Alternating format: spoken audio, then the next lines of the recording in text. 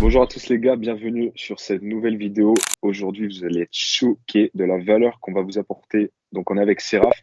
Donc, on va voir comment préparer une compétition de street lifting. Là, le concept de la vidéo, c'est qu'on va la diviser en deux parties. Donc, il y aura la périodisation, pardon, la création des blocs, le picking taper, enfin le dernier bloc en fait spécifique à la compétition, le dernier bloc qui amène à la compétition, et la préparation du jour J. Et donc, on va voir les deux premières parties dans cette vidéo-là et les deux dernières parties sur la chaîne de Seraph, donc, qui sortira du coup une semaine après. Donc, je vous invite vraiment à aller voir sa chaîne, à vous abonner pour avoir la notif de la vidéo tout simplement et d'aller voir la deuxième partie en fait dans une semaine après la sortie de cette vidéo. Et donc, tout simplement, le thème aujourd'hui, ça va être de voir comment on prépare une compétition. Donc là, vous avez en fait l'annonce d'une compétition, vous voulez participer à une compétition. Et ben, concrètement, qu'est-ce qu'on fait, qu'est-ce qu'on met en place pour faire cette compétition au mieux à notre pic de forme. C'est exactement ce qu'on va voir. Donc, on commence, hein, simplement. On commence, let's go. Et J'ai puis l'impression voilà. que t'es Moi, sur le bord j'attendais de ton l'intro là. intro là. Ouais, je suis choc barre de l'intro depuis.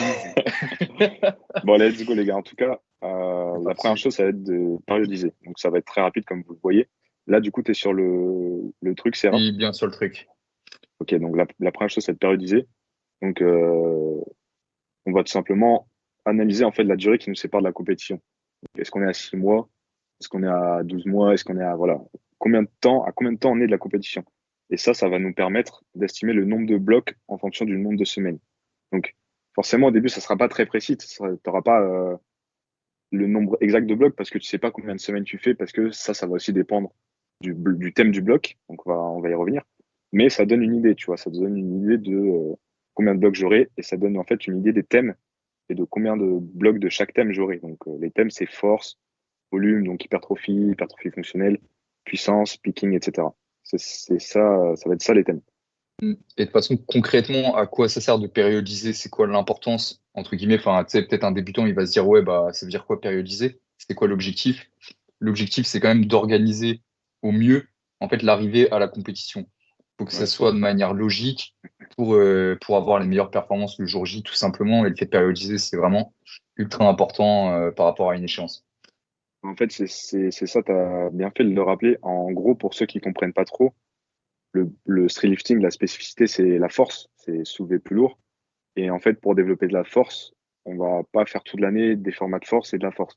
On va progressivement en fait préparer notre corps à faire de la force et à soulever lourd. Et c'est comme ça qu'on définit du coup, parce qu'on va forcément devoir passer par l'hypertrophie. Et quand, ça dépend, ça va dépendre de la durée, etc. C'est pour ça qu'on fait ça en amont, en fait. Que la première chose Même à en faire, c'est dehors de périodiser. ça, même en dehors de ça, même pas forcément qu'en force, mais dans tous les sports en général, tous les préparateurs physiques, etc., ils font de la périodisation pour Ouais, que clairement. leur athlète arrive au meilleur niveau. Donc très important, ouais, Selon, en force. selon en fait la qualité qu'on développe à la fin, quoi. Enfin, Mm, ce dont on a besoin à la compète, en fait. totalement. Et nous, c'est une périodisation plutôt linéaire, mais ça peut être des périodisations tu sais, hebdomadaires, en fait, quand c'est des sports co.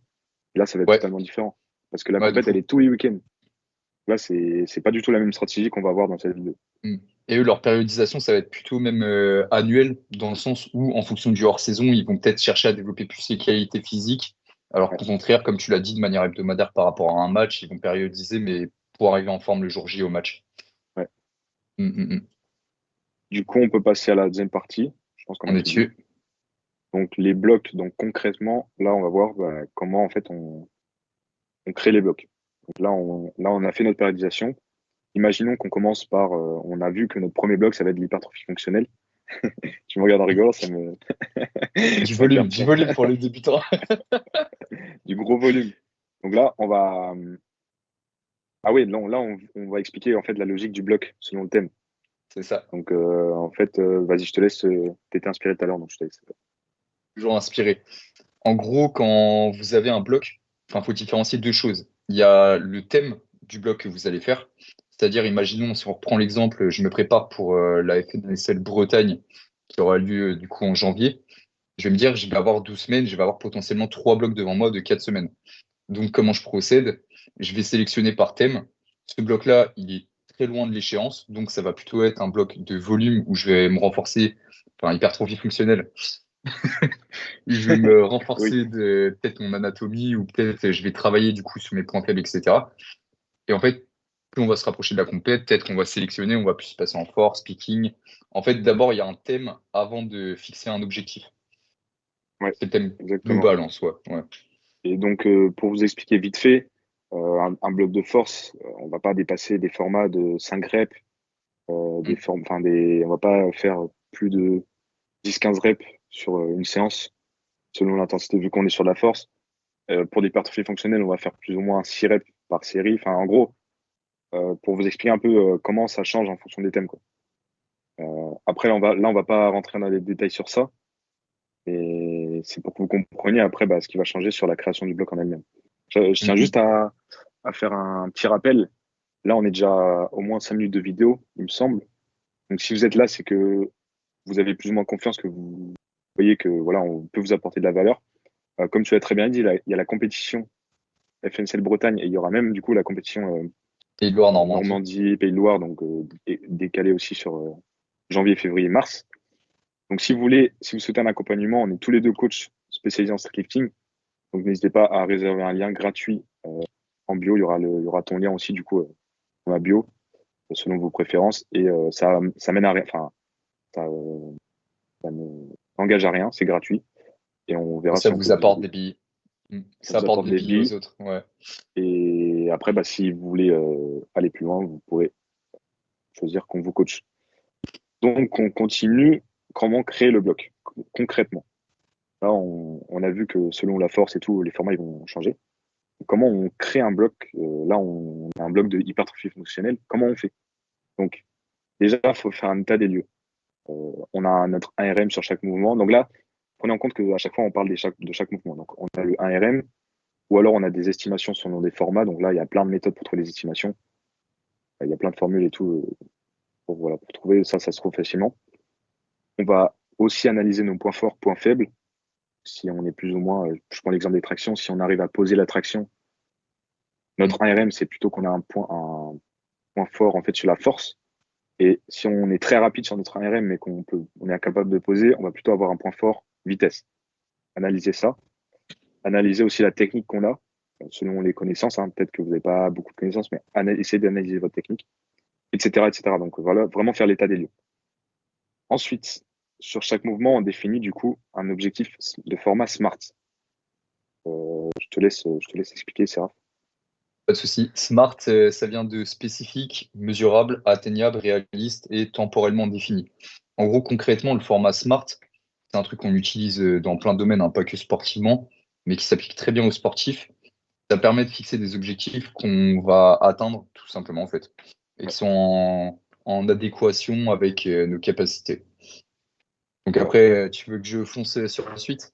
Vas-y, on Sur fait un peu le... un thème chacun. Vas-y, Allez, go. let's go.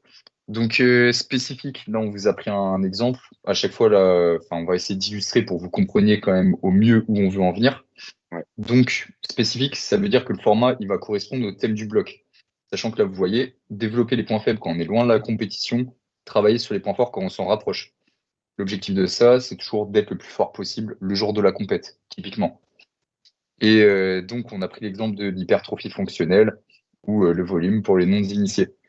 Ensuite, ensuite mesurable, et après je laisserai Tesco reprendre la suite. je Donc reviens juste vite mesurable, fait. ouais, vas-y, vas-y. C'est pour parce que je me dis des fois, il y a peut-être des gens qui ont vraiment du mal, tu vois. Hmm. Donc je Ouais, reviens carrément. juste pour expliquer bien. Là, le spécifique, c'est en gros selon le bloc qu'on crée. Donc logiquement, du coup, vous créez le premier bloc, hein, si vous, enfin, voilà, vous créez votre premier bloc. Hmm. On prend le thème du bloc en fait, le thème qu'on a défini avant dans la Ouais, périodisation. totalement. Et à partir de ce thème, on a un format qui est spécifique au thème. Donc, Hmm. si le thème du bloc, c'est hypertrophie fonctionnelle, on va pas faire un 3x3. C'est ça qu'il faut comprendre. C'est juste, Ouais, voilà, pour totalement. préciser. Et après, pour les points faibles, points forts, c'est ça, c'est le principe, c'est plus on est loin, plus c'est le point faible qu'on développe. Hmm. Plus on se rapproche, plus le point fort prend en fait l'ascendant. Et après, limite, l'intégralité du travail. Hmm. Ouais, si on reprend l'exemple de la traction que tu citais tout à l'heure, par Ouais, exemple, un mec qui va avoir un tirage explosif, donc son point faible, il va peut-être avoir du mal à conclure le mouvement, parce voilà. qu'il va développer toute sa force sur la première partie du tirage. Il va peut-être se concentrer, si on prend l'exemple de l'hypertrophie fonctionnelle, se renforcer en force isométrique. Et par contre, plus il va se rapprocher de l'échéance, plus il va travailler sur de la vitesse d'exécution concentrique, même si c'est des formats courts, ou bien du statodynamique qui est excellent pour les personnes comme ça. Ouais, voilà. Tu vois, moi, pour Mm, donner vraiment un exemple encore plus concret, bah, plus il va se rapprocher, plus il va faire des formats type chest pull-up, mm, donc traction pec, des formats vraiment rapides, et diminuer tout ce qui est ISO, tout ce qui est lent, en fait, tous mm, ces mm, mm. grinds ISO et lent. Donc voilà, Et pour tout ce qui est illustrer un ça. pas, un rebond assez rapide par rapport à la compète aussi. Ouais, c'est ça. Mm. Ok, on était à Ensuite, mesurable du coup. Et après, ouais, c'était là où je te laissais atteignable. ouais, Donc mesurable. mesurable, ouais. Charge à laquelle on veut réaliser le format sur la dernière semaine. Ça veut dire que là, concrètement, pour votre objectif, vous pouvez mesurer votre progression. Tout simplement, donc on a mis l'exemple 75% du 1RM. Mm. En fait, il faut vous dire là, spécifique. Par exemple, 4x6, ça Mm, correspond au thème, c'est spécifique par rapport au truc. 4x6. Là, le truc qu'on a mis en annexe, là, des points faibles, faut le prendre en compte, mais ça rentre pas sur le format. Enfin, c'est pas écrit sur le format, c'est plutôt dans la consigne ouais. et dans la variante. Mais ça peut être sur le format secondaire. En fait, ça va pas vraiment être sur le format principal. Mesurable, donc 4x6, par exemple 75%, donc 75 kilos si vous faites 100 kilos sur ARM. 4x6, 100 kilos, enfin 75 kilos. Atteignable. Du coup, ça, c'est interconnecté. C'est en fait, est-ce que le 75 kilos, il est atteignable? Est-ce que c'est pas trop par rapport à votre niveau? Ou est-ce que c'est pas trop bas? Voilà, c'est vraiment selon votre contexte. Pas hésiter à ajuster à la hausse aussi pendant le bloc. Ça, on en reviendra plus tard. Réaliste, c'est un peu la même chose, mais c'est surtout en fonction du matos. Donc, si vous savez que vous avez le niveau, j'ai un exemple, tu vois, imagine, tu sais que tu as le niveau pour faire 4x6 75, mais que Mm, tu sais, tu es sûr que là, je sais pas, ta salle, elle est fermée. Tu vas t'entraîner dans une autre salle où la station de dips, elle tremble. mm. Bah, là, revoir à la baisse, tu vois. Parce que ça va pas être réaliste de vouloir faire la même chose alors que ta station de dips, elle tremble, tu vois. Moi, j'ai la nuance, je pense, entre atteignable et réaliste. Atteignable, c'est en fonction de tes capacités à toi, Ouais, et réaliste en fonction de ce qu'on te met à disposition ok, pour ouais, ouais, ouais. utiliser tes capacités. Ouais, donc c'est ça. C'est ça, Mm, du coup, ça rejoint l'exemple. mm, mm, mm. Ok, ok. Bah ouais, c'est ça, ouais. Et après, bah, Voilà, c'est ça. temporel, c'est la durée du bloc, hein, tout simplement. Donc si votre bloc, il fait Mm, 5 semaines, vous allez, l'objectif, il va être sur 5 semaines. Enfin, il va être à la dernière semaine, en fait, de votre mm. bloc. Là, vous définissez ce que vous allez faire à la fin de votre bloc. Vous allez voir après pourquoi, on va vous expliquer. Un Je te petit laisse ensuite, dernier, hein. Ouais, t'inquiète. On individualise toujours selon le contexte, la technique, l'appréhension de l'échec. En fait, le but de toute façon de faire une programmation et surtout les gens qui viennent en tout cas vers un coach par rapport à ça, c'est pour avoir une prog qui est individuelle à leurs besoins. ouais, Ça veut dire que selon ton contexte, tu vas pas avoir le même contexte que tout le monde. Typiquement, il y en a, ils ont des travails différents. Donc du coup, peut-être une condition physique qui va se dégrader ou bien une résistance à la fatigue qui va être plus ou moins importante en fonction des gens. Ça va dépendre du taf, ça va dépendre de où vous vivez, de comment vous pouvez vous entraîner, dans quelles conditions, etc. La technique, pareil, on sait que Tesco et moi, par exemple, on n'a pas du tout la même technique sur certains mouvements. Donc ça va dépendre de ça aussi. Et l'appréhension de l'échec, ça, c'est un peu l'aspect mindset mental du style, bah, si j'ai peur de l'échec, je vais peut-être pas aller chercher un RPE 10 en semaine ouais, c'est 5. ça. Enfin, c'est un exemple concret, ça, mais voilà. Ouais, Et après, carrément. etc., on va pas trop détailler, mais vraiment individualiser selon le contexte. Ouais, et là, on avait mis un petit truc, du coup, dès le début de la Tips. prépa, les gars, dès le début, vraiment, dès que vous Mm, commencez votre prépa, vous il faut que vous soyez standardisé. Enfin, j'arrive pas à parler carrément tellement c'est important. Il faut que ça soit standardisé par rapport à la technique selon les standards de la compète. Donc, mm. normalement, votre compète, elle a des règles, je sais même plus comment dire, un règlement. Un règlement, totalement. Normalement, tous les standards sont montrés quelque part. Je sais pas où, mais ils doivent être montrés quelque part.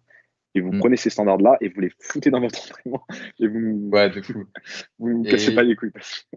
surtout, qui plus est, en fait, en streetlifting, généralement, le règlement de référence, c'est celui de la FNSL qu'on peut retrouver sur le compte Instagram. Et il y a des vidéos Ouais. illustratives aussi sur YouTube. Donc, les gars, basez-vous sur ça en streetlifting. En tout cas, c'est obligatoire. Si vous n'avez pas une technique incroyable optimisée, mais que vous êtes au standard déjà, Mm. c'est déjà très bien. C'est 50% du taf. Tu vois. Ouais, de fou. Ensuite, on a le déroulement du bloc. Donc là, Mm. on a fait notre bloc, on a vu comment on faisait notre bloc. Et concrètement, lorsqu'on est dans le bloc, on s'entraîne, qu'est-ce qu'on fait? va y avoir deux choses. On va avoir deux choses. Donc, comment on surcharge en fait? Parce que le but de l'entraînement, c'est de tout le temps augmenter la contrainte de semaine en semaine, de jour en jour même, enfin, de séance en séance selon les préférences, mais en gros, tout le temps augmenter la contrainte.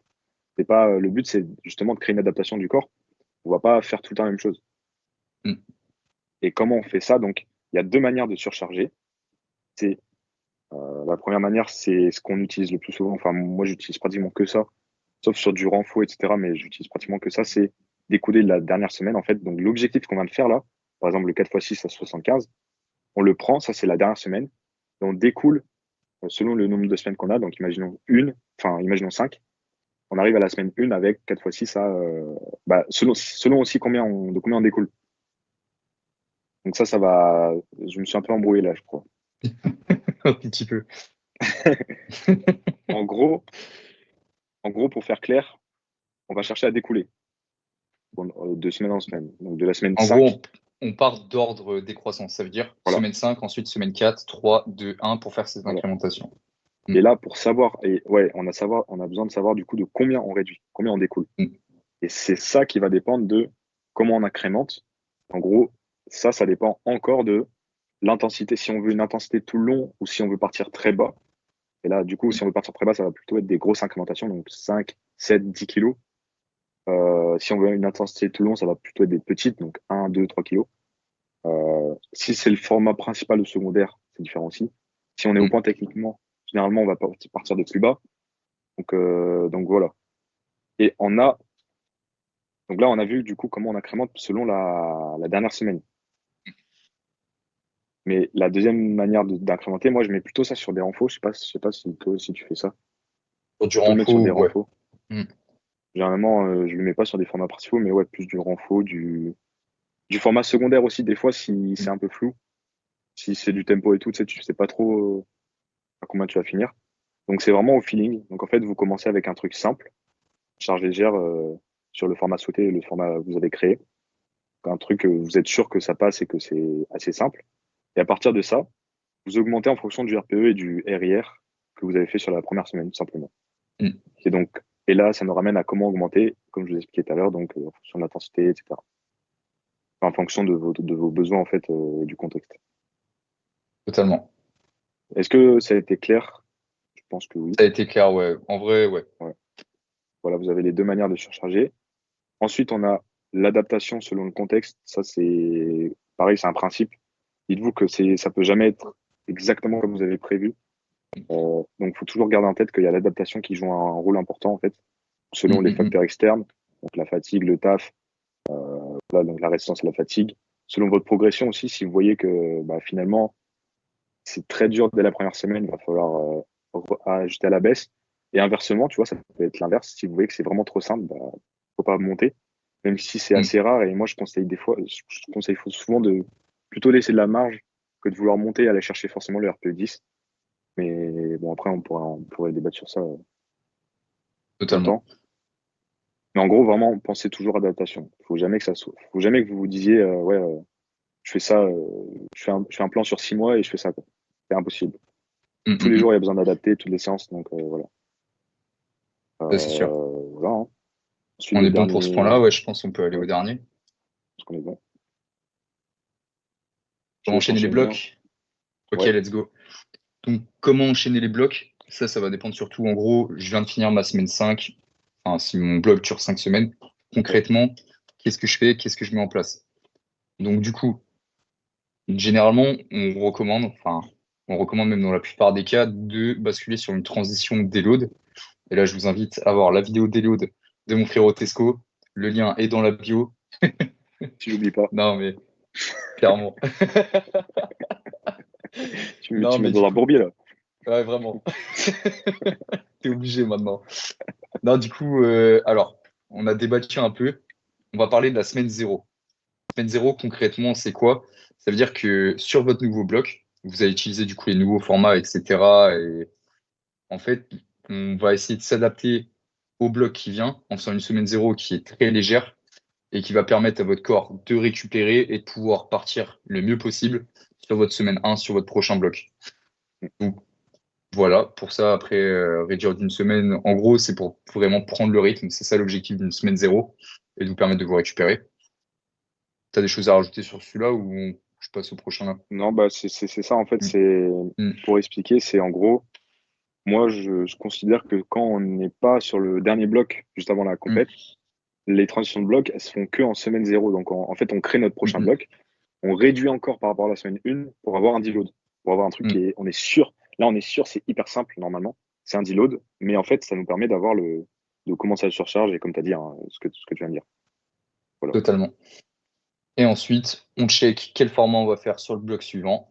Donc, on est dans la continuité, hein, on continue d'augmenter l'intensité, mais à savoir que comme on est dans une prépa de compétition, on va commencer à réduire le volume plus on approche de la compétition, selon la périodisation. Donc là, je vous invite à revoir en fonction de ce point-là, du thème du bloc et du thème du précédent bloc. Voilà. Donc, en fait, selon ce que vous avez fait en format, vous, vous appliquez ce Mm, principe de continuer mm, enfin, mm, d'augmenter l'intensité et réduire le volume, mais en prenant en compte le format que vous avez fait pour qu'il y ait une suite logique quand même et qu'il n'y ait pas, je sais pas moi, enfin, tu vois, qu'il n'y ait pas plus 50% d'intensité et la mm. moitié des reps en moins, tu vois. Ah non, c'est Et sûr. quand même une suite logique. Et ça, il faut bien que vous compreniez, les gars, que c'est vraiment pour le street lifting. Là, si on prépare une compétition max rep, c'est exactement l'inverse. C'est exactement Mm. l'opposé. Ça, c'est clair. Et il faut vraiment le comprendre, il ne faut pas répéter bêtement, il faut vraiment comprendre là les principes qu'on vous donne. C'est que des principes. Vraiment, c'est que des principes et c'est comme ça qu'après qu'on arrive à bien ajuster, à créer son programme, en fait. Et donc, je sais Petit pas si tu l'as tips? dit. Tu l'as dit, non? Non, Donc, ouais, non. vraiment, euh, cherchez pas à avoir exactement la même stratégie sur chaque mouvement. En fait, chaque Mm, mouvement a son problème, a son point faible. Vous pouvez très bien avoir un point faible un point fort sur un mouvement et un point faible, et le même, enfin, l'avoir en point faible sur un autre. mm. Donc, vraiment, pas la même stratégie sur chaque mouvement, et du coup, pas les mêmes formats, etc. Je pense qu'on est bon, voilà, sur cette première partie. Je pense que la première partie, on l'a bien faite. Donc là, les gars, Clair, je vous net, rappelle, précis. du coup, que la deuxième partie, du coup, donc le picking taper et le jour J, la prépa du jour J, concrètement, qu'est-ce qu'on fait le jour J, ça sera sur la chaîne de Seraph. Du coup, une semaine après cette vidéo. Donc C'est voilà. ça. Donc, deux thèmes qu'on abordera, peut-être on peut en parler brièvement. On va aborder le bloc pré-comp parce que c'est Ouais, ultra important pour préparer sa condition pour le jour J. Et on parlera du coup, comme j'ai dit, du jour J. voilà, c'est ça. Voilà. On se retrouve du coup dans la prochaine vidéo. Soyez à l'affût. Et si vous avez aimé, n'hésitez pas à commenter, à poser vos questions en commentaire. Ou encore une fois, à réserver un appel gratuit avec un de nous deux qui n'engage à rien. Et on vous dit du coup à plus pour la prochaine vidéo. Ciao les gars, Cully for Totalement. Grind, Tetesco et Seraph. Ciao. Ciao!